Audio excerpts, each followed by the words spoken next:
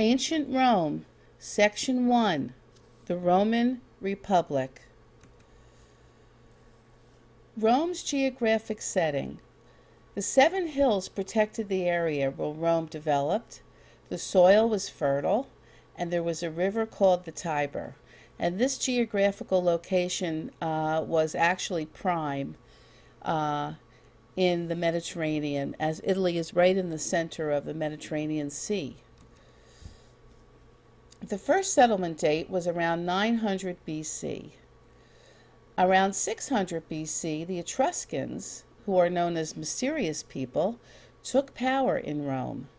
Their language was not understood by historians, and that's the reason why they still remain a mystery. The rule of the Etruscans ended, and the Romans took over.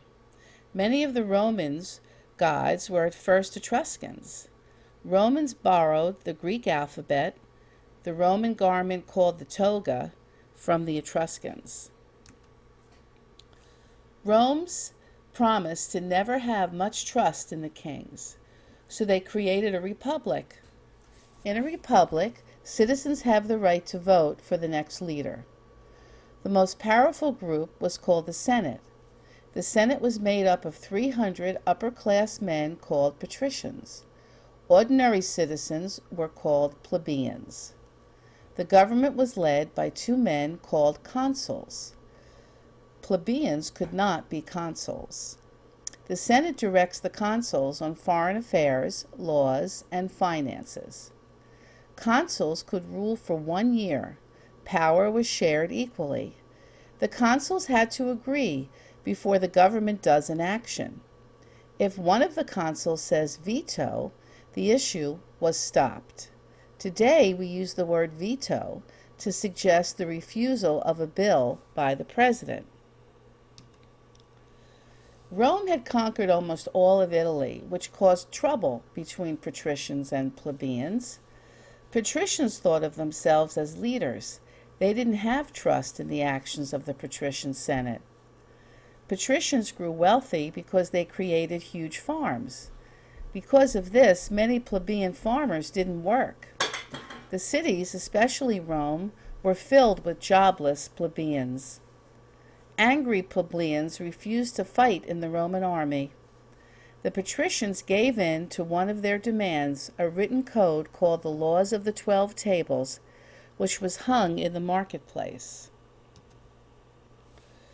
Roman armies conquered new territories like the North African Empire of the city of Carthage. The Roman armies also seized the control of Spain, Gaul, which is now called France, and Greece. In 120 BC, Rome was in trouble because some leaders tried to break up estates and give lands to the plebeians. In the next 75 years, some successful generals gathered around and fought for power. After that, the city of Rome dissolved into civil war. As Rome was about to break up, Julius Caesar arose as a strong leader. Caesar was a great leader that wanted a lot of power. From 58 to 51 BC, he and his army conquered Gaul. He killed or enslaved a great number of Gauls.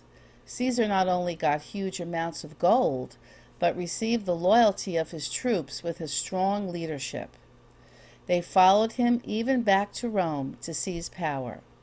In 49 BC, Julius went back to Italy. War broke out between Caesar and the Senate. He won and became dictator of the Roman world in 48 BC. Caesar took public offices for 4 years. In 45 BC, he only became consul. Then, in 44 BC, he became dictator for life. He took a lot of steps to reorganize the government, but it seemed to many senators that Rome had a king again, an unpopular idea. On March 15th, 44 BC, Caesar went to a meeting in the Senate and was stabbed to death. He had been a great leader, but Romans thought that he had gone too far, too fast in getting power. So the senators circled around him, as you can see in this painting, and they assassinated him.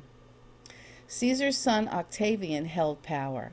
In 27 BC, Octavian got the title Augustus, meaning highly respected. He was the first emperor of Rome. Okay, key ideas to remember.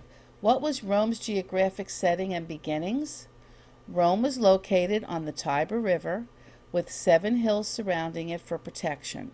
Rome had fertile soil in which to create a food surplus. The first settlers were the Etruscans, which were soon conquered by the Romans. How did Rome turn into a republic?